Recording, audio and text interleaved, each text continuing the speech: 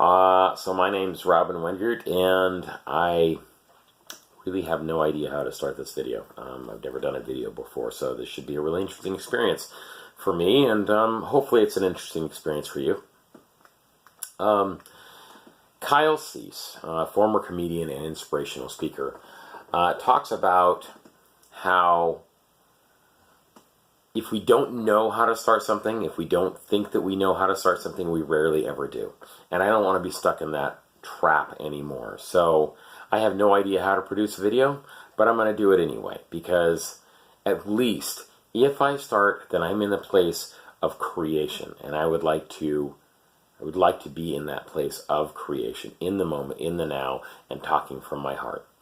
When Kyle Cease comes out on stage doing his inspirational seminars, he doesn't have a script, he doesn't have a PowerPoint presentation, and he doesn't read from note cards, because he expresses that if he were to be doing that, he wouldn't be in the present moment talking to you from his heart.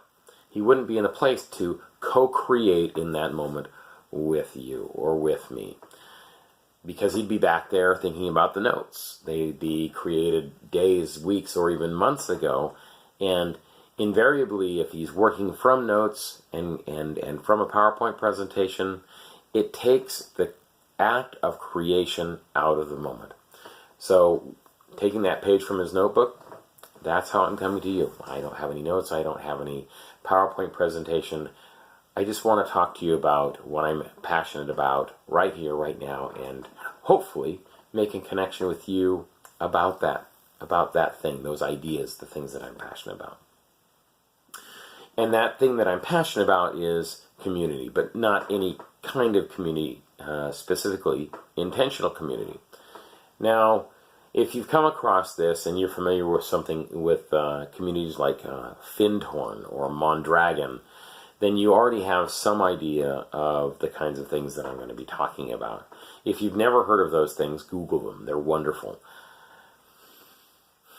I have been a dreamer most of my life. I've done a lot of building. I'm a carpenter and a builder by trade and by profession.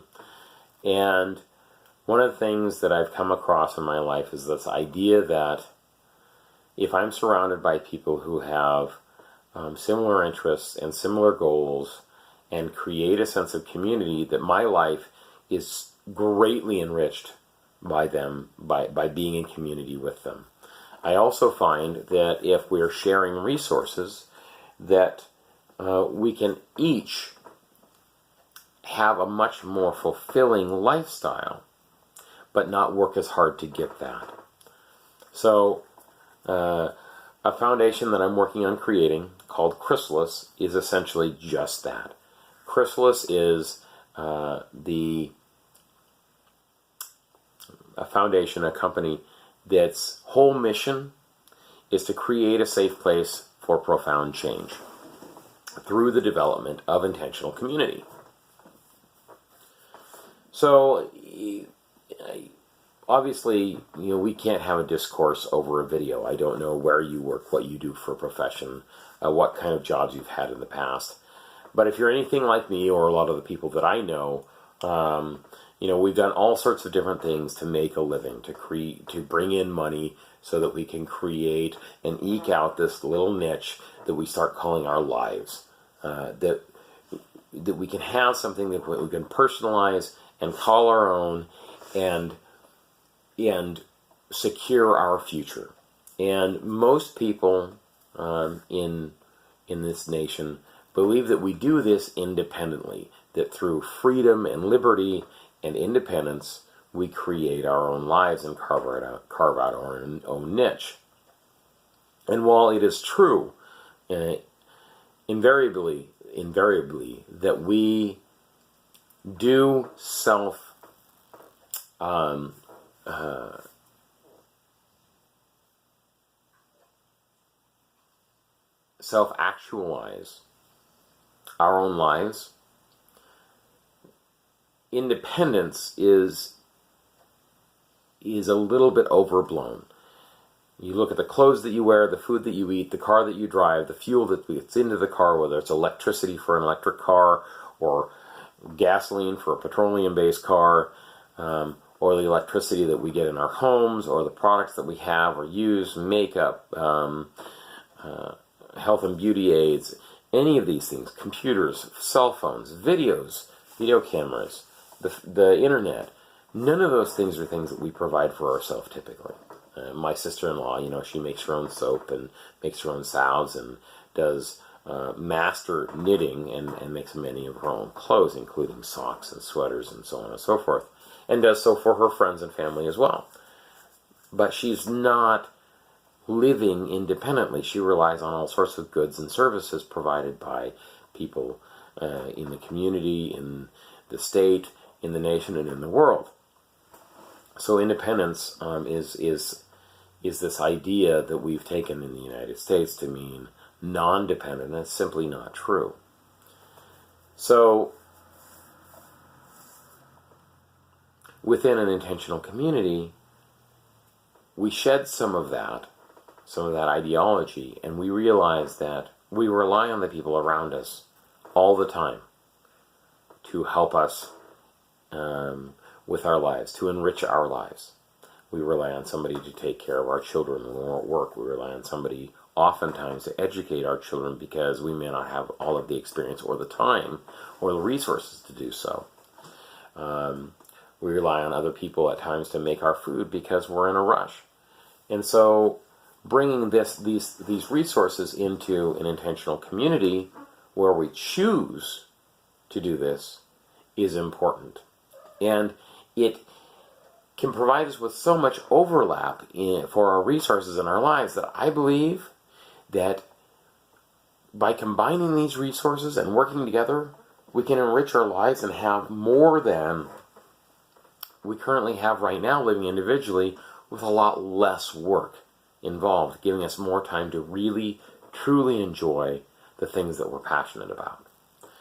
So that is kind of my philosophy behind intentional community. Now, Chrysalis is kind of the culmination of some of that, and it puts it into a package which looks more like conventional living, but has the aspects of living within a community, a close-knit community, which provides all these extra services that we wouldn't normally get in a much more efficient and profound way. For instance,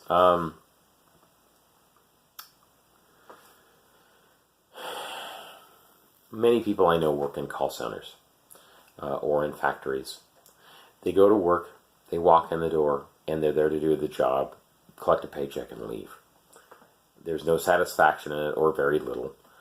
The satisfaction that they get is bringing home the money so that they can pay their bills and hopefully have the food that they need and do some of the things that they want as a hobby. But imagine walking into that door and knowing that you're valued, knowing that you contribute to a team, a dynamic team of individuals who put a product together or a service together and really make a difference.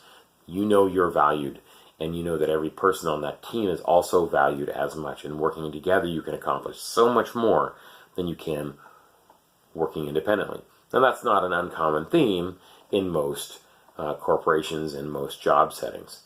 But now imagine on top of that, that instead of just being a member of a team, you're also a co-owner in the business. So you and everybody around you own an equal share in this business, and you're no longer making the money for the CEO or the owner or the investors. The money that's being made and the profit that's being brought in by the product or service that you're providing comes back into that same company to provide you with goods and services, better way of life, better pay, and you get the benefit of that work that you're putting in. How does that change your perception of what you do within the company if you're a co-owner and you're a valued member of a team alongside everybody else who is also a co-owner and a valued member of that same team? How would that change your perspective on it? Now, on top of that, imagine that this business is located on a campus, like a college campus or something that looks like a park. And instead of driving 20 or 30 or 40 minutes each way, each day, to get to this job, you're literally taking 2 minutes to walk across a park to show up at the front door of this business which you're a co-owner in. And the place that you walk from, your home or condo, you actually own. And you own a piece of the land that all of this sits on. That the entire campus, that the house that you live in, that part of this business and part of this entire campus itself, you're a part owner in. Imagine how it would feel to feel like you are invested in this community in a very, very real way. Now also imagine that on this campus there are playgrounds and there's people working on permaculture for year-round organic food production that you directly benefit from because it's the food that gets produced for the residents of this campus, for the co-owners, the co-op itself. Imagine that there are people who take the time to groom all the grounds and landscape.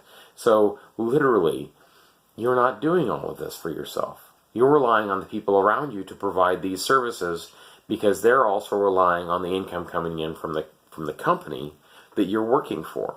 It's all co-owned, it's all co-opted, and it's all working together to benefit you and your neighbor and the person doing the farming and the agriculture work and the landscaping and the facilities maintenance. You're all working together for that same community. Again, if you know anything about Findhorn or Mondragon, you should Google those and check them out a little, because that's basically the same sort of thing that I'm talking about.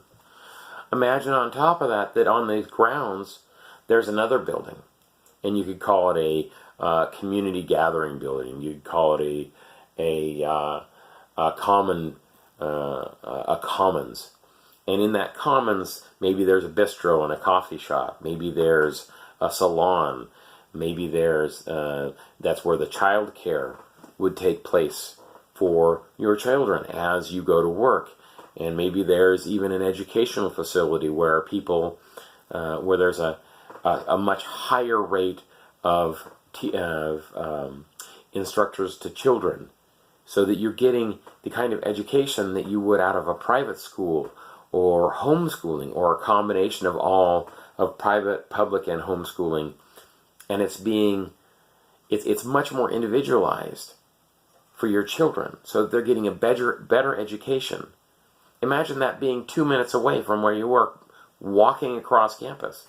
So if there's an emergency, you're literally just a couple of minutes away. How would that change your lifestyle? Imagine that all of that goes into creating an economic model, both personally and communally, which gives you a better living than the average, gives you organic foods, gives you better education for your children, gives you a co-ownership in a company and a community. Imagine how that would change your life. Imagine how it would feel differently to have all of those things provided in one place. So when you went to work, you knew that you were working for your own interests, for your own investment, for your own future, and then all of the things that you did were also for the benefit of everybody around you, and vice versa, that everything that they're doing is also for your benefit. This is the idea behind Chrysalis, and this is the idea that I would like to start exploring in these videos with you. This is the idea that I would like to involve you in, because I can't develop this by myself. This is too large for me to do on my own. So I need your help. So think about what a truly intentional community would look like, that's co-opted, that you're a co-owner in. Think of all the possibilities that could come with having an investment structure from a corporation that, instead of went to CEOs and owners and investors, private investors, that would instead reinvested in the community, in the people in the community, in the resources of the community, or even potentially the networking of multiple communities. This is Chrysalis, and this is what I would like to invite you to start exploring with me. Invite you to start creating with me. I hope I've piqued your interest, and I look forward to talking to you more in the future. Thank you.